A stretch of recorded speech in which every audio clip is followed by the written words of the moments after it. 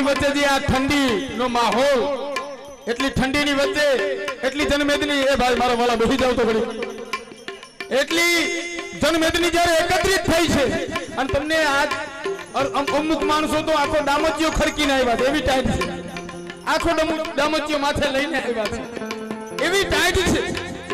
પણ યાદ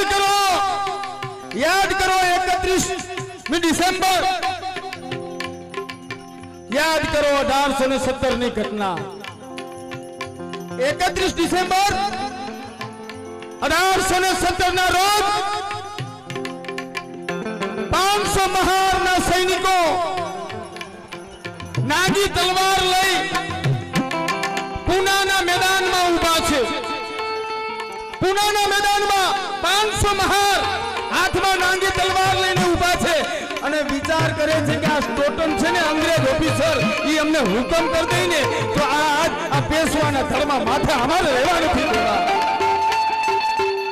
અને ઈ નક્કી કરે છે કે એમાં ઘણા વિચારે છે શું કરવું શું ન કરવું, પણ ઈ માયલો 500 મહારનો સેનાપતિ ભીખનાગ એમ કહે છે કે આજ કદાચ સ્ટોટન ના પાડી દઈને કે લડવા ન જાવું તો પહેલા સ્ટોટન ને ઉપાડી લેવો, પણ લડવા જાવું ને જાવું એમાં બીજી વાત. અને સાહેબ અંગ્રેજોનો સેનાપતિ એમ કહે છે, સ્ટોટન એમ કહે છે કે તમને ખબર છે સામે કોણ છે? 28,000 પેશવાનું સૈન્ય છે અને આ તમે 500 કઈ રીતે તમારાથી લડા હે? તેથી 500 મહારમાંથી હરણીનાથ એમ કહે છે કે એના ભાથાની અંદર અપમાનનું ઝેર નથી, અમારા ભાથાની અંદર 5000 વર્ષનું ઈ અપમાનનું ઝેર છે.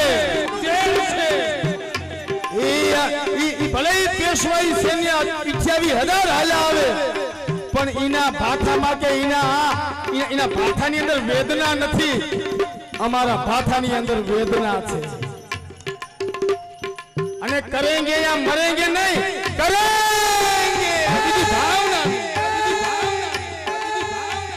અને સાહેબ નીકળી ગયા 500 મહારો, મારો જ આપી દીધો સ્ટોટન વે કે આને નહીં રોકાયા. અને 500 મહારો ક્યાં નીકળી ગયા? તો કે પૂનાથી 18 કિલોમીટર સરૂર તાલુકાનો ભીમા નદીને કાંઠે, એટલે કે ભીમા કોરેગાંવ એટલે કોરે એટલે મરાઠી મારવાડીમાં જેનો અર્થ થાય છે કોરે એટલે કે કિનારે, ભીમા નદીને કિનારે વસેલું ગામ એટલે ભીમા કોરેગાંવ. અને એ 500 મહારો નીકળી ગયા.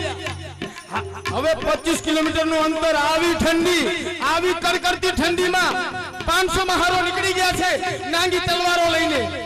રાતના 8 વાગે એને સવારના 8 વાગે પૂગવાનું છે, પેદલ જ હાલવાનું છે.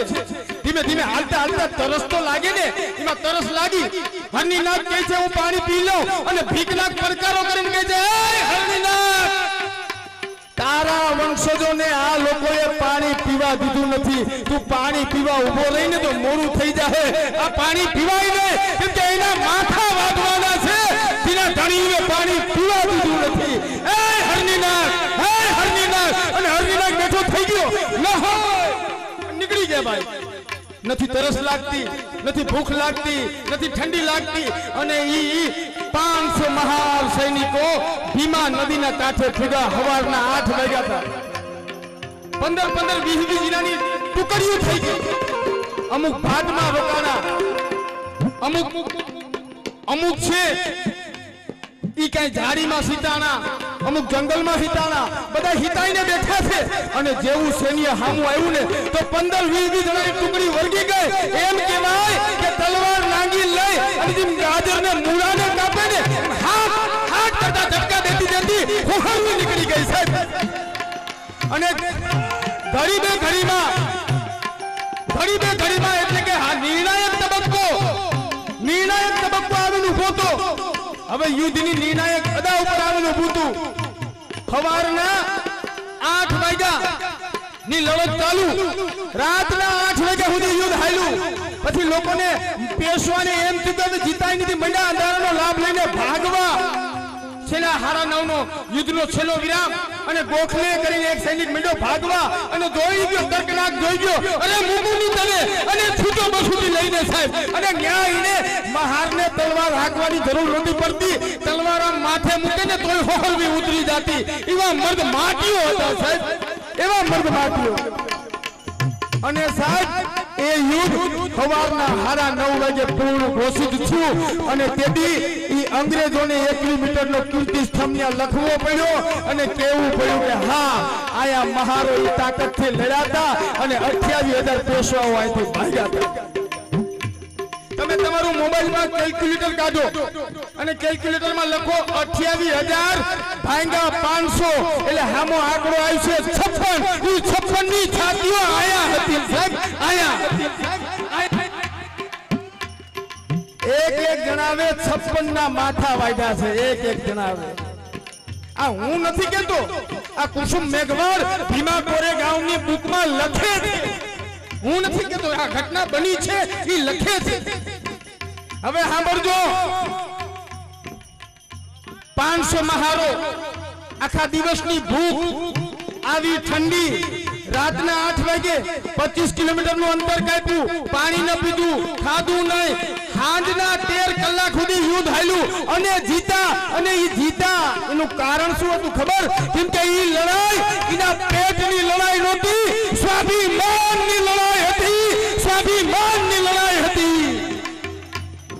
એટલે મારું તમને ઈ જ કહેવાનું છે, જી ગોરખોદિયા વિના પેટની લડાઈ લડે છે ને એને હારવું નક્કી છે.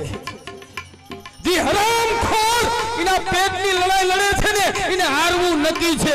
અને જે સ્વાભિમાનની લડાઈ જીતે લડે છે ને એને જીતવું કાયમને માટે એના કપારમાં લખાયેલું છે, કાયમને માટે. એટલે આ હકીકતો છે, આમાં કોઈ